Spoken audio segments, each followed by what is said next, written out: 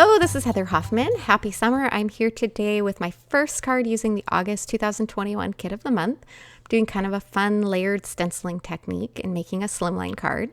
I already have my image and sentiment from the kit pre-stamped on this slimline card panel that I've taken off of just a piece of white cardstock. I've got 3 colors of distress ink I'm going to use, and I've kind of picked sort of a semi-traditional start to fall colors, the yellow and the orangey red color, and then I twisted it up a little and grabbed a pink tone. I thought it would be kind of fun to mix up what you think of for normal fall and autumn colors. So I'm starting off just right on my background. I'm going to start with a very soft, just kind of a start of a background that we're going to build our stenciling over.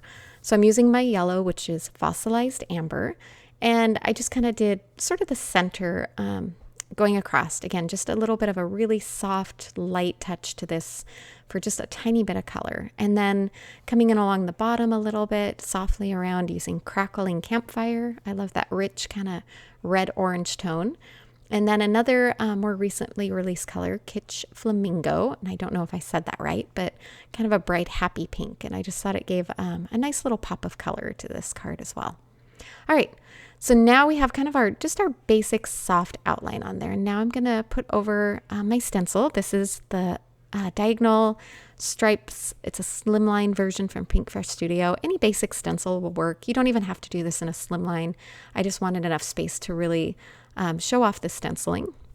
And I'm going to go over each area with the exact same colors of the distress ink. It's just going to layer that same color, kind of tone on tone, over the top of it. So you have that soft color down in the background, and then just blending, not super dark, but just a little bit deeper bit of color on here than what the original was on here. And then between each color, I'm just using a microfiber cloth to clean off the stencil. That way I don't have any extra color left on there that's gonna contaminate my brush and my other colors. So just a quick little wipe off any excess. And then here's that magical reveal as we pull that off. Isn't it fun how much those stripes add?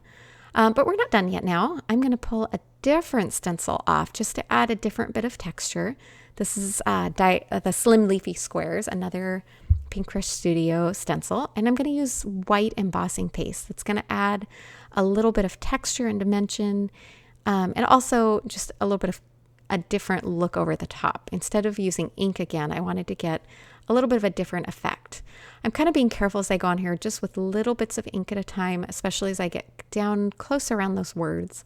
I'm not trying to fill every little bit. I just kind of want a little bit of rough detail, kind of all the way around there. But again, I don't want to cover up any of my image, or even more particularly that sentiment. So I'm just going close, but being careful where I'm putting it so that I get it in there and around, but it kind of fades off as it gets close to the image.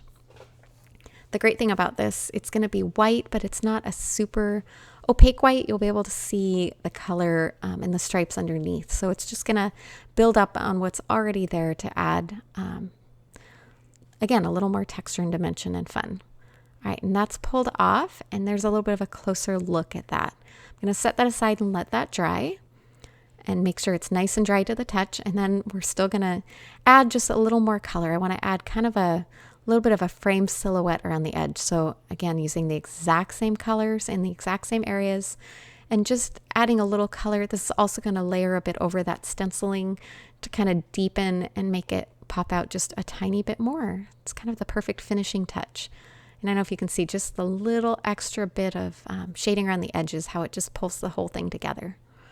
Super easy, not very hard and time consuming, but it's just a fun way to use your inks and your stencils and kind of stretch them a little more than you would think by using individual colors. So or individual stencils. So you get the buildup and the layering effect. That's kind of fun. All right, I matted that first layer with a thin bit of white cardstock, and then I'm mounting it just on a coordinating yellow cardstock. I picked that since it was that center color, and our card is finished. Kind of a unique fall color combo and some fun stenciling and texture. Thanks so much for coming by today. Have a wonderful day.